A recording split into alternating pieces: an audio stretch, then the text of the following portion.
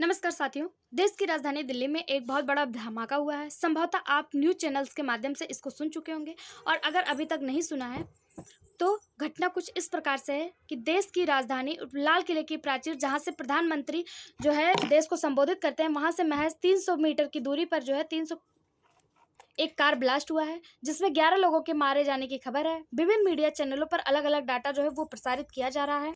चर्चा का विषय यह है कि देश में ऐसे समय पे ये ब्लास्ट हुआ है कि जिस समय देश का जो है पड़ोसी देशों के साथ जो संबंध है वो थोड़े से बिगड़े हुए हैं। चाहे आप बात करें बांग्लादेश की, जहाँ पे अभी पाकिस्तान ने अपना नेवी जो है, अपने नेवी का एक युद्धपोत जो है वो बांग्लादेश भेजा हुआ है, या फिर बात करें पाकिस्तान के खुद की कि उसने भी भारत में मतलब स्थिति सही नहीं है, उसके भी इस समय जो है मेलजोल अच्छे नहीं है। उस समय में ऐसी घटना देखने को मिल रही है। बात करें हाल ही में हुआ पुलवामा में आतंकी हमला हो या फिर पहलगाम में हुआ आतंकी हमला हो, तो ये सारी चीज़ों को देखते हुए ये जो घटना हुई है इसको थोड़ा सा चिंता का विषय है। लेकिन अभी इस पर कोई भी आतंकी साजिश जैसा कोई भी मामला निकल कर नहीं आ रहा है, कि कोई नहीं कह रहा है कि ये कोई आतंकी हमला है। किसी भी न्यूज़ रिपोर्टर के द्वारा, किसी भी मीडिया रिपोर्टर के द्वारा भी ये कवर नहीं किया गया कि ये आतंकी हमला है। लोग कयास लगा रहे हैं कि ये कैसे हुआ। अभी जो है इस पर जाँच चल रही है, अभी कोई भी मैटर निकल कर नहीं आया। देश में हुई इन तमाम घटनाओं, चाहे ऑपरेशन सिंदूर की हो, अगर उन सब घटना का परिणाम ये घटना हुआ तो ये निश्चित ही देश के लिए सोचने की बात है, लेकिन पड़ोसियों के लिए चेतावनी भी हो सकता है। तो आइए आज के सेशन में इस बात पे जानकारी देते हैं। दिल्ली के अंदर लाल किले में हुआ जो धमाका है, जो ब्लास्ट है, वो असल में क्या है, इसके बारे में हम लोग चर्चा करते हैं। अगर आप चैनल पे नए हैं तो सब्सक्राइब कर लीजिए, वीडियो को लाइक करिए और सभी दोस्तों के साथ शेयर जरूर करिए। न्यूज़ में आप लोगों ने देखा होगा कि जिस तरह से गाड़ी में जो ब्लास्ट हुआ है उसके आसपास की तस्वीरें, आसपास की गाड़ियों में भी ब्लास्ट, आग की लपटें जो हैं वो दिखाई दे रही न्यूज़ चैनल के माध्यम से साफ तौर पर। और हेडलाइंस में ये खबर जो है मिनट दर मिनट जो है वो बदलती चली गई।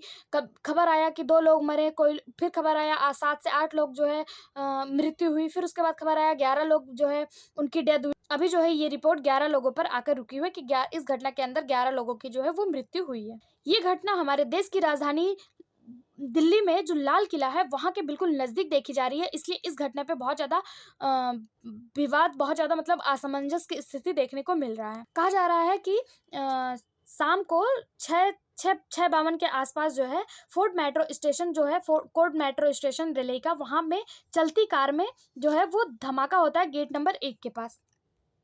उसके आसपास खड़ी 3 और गाड़ियाँ थी जो जल गईं। लोगों में अफरा-तफरी का माहौल बन गया। लोग समझ नहीं पा रहे हैं कि वो किस दिशा में जाएँ, ये क्या हो रहा है? किसी को कुछ भी समझ में नहीं आया जब ये घटना घटित हुई। जब लोगों ने ये धमाके सुने तो वो बहुत ज़्यादा विचलित हो गए, इधर-उधर भागने लगे। उनको समझ में नहीं आ रहा वो क्या करें, कहाँ जाएँ, कैसे रिएक्ट करें, कोई कुछ समझ ही नहीं पाया।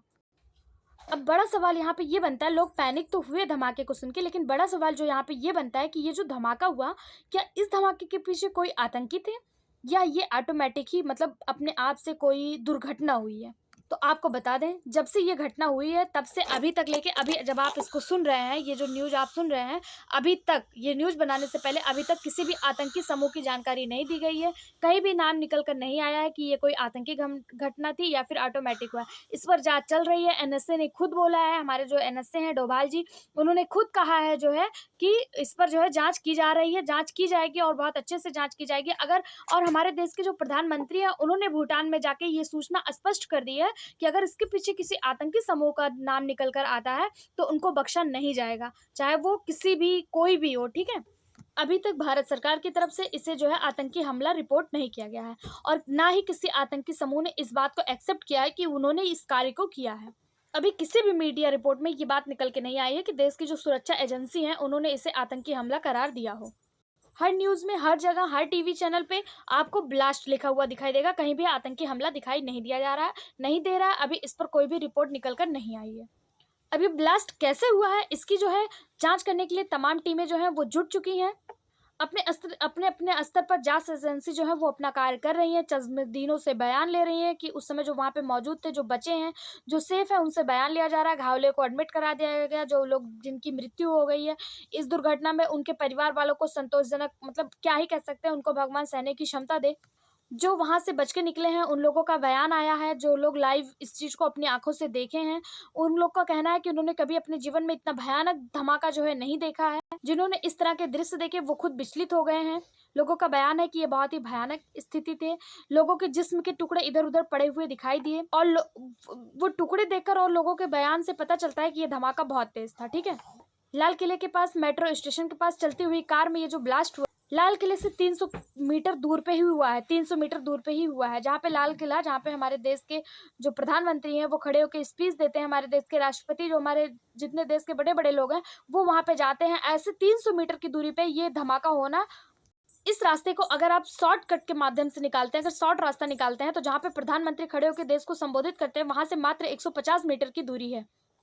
तो अगर इस मतलब मतलब इस ब्लास्ट के मायनों को अगर देखा जाए, अगर कहा जाए कि ये आतंकी हमला है, तो ये आतंकी हमला देश को चैलेंज देने जैसी स्थिति है कि जहाँ पे देश के प्रधानमंत्री जो है खड़े होकर देश को संबोधित करते हैं, ऐसे एरिया में जो है ये आतंकी हमला देखने को मिला है। तो ये देश के लिए बहुत ज़्यादा मतलब चैलेंज करने वाली स्थिति बनती है। जैसे अभी हाल फिलहाल में भारत में पुलवामा हमले और पहलगाम जैसे हमले देखने को मिले, और भारत का कहना है कि अगर किसी भी एजेंसी का नाम निकल के आया, किसी भी आतंकी समूह का नाम निकल के आया कि उन्होंने इसमें शामिल है, तो वो किसी को छोड़ेंगे नहीं।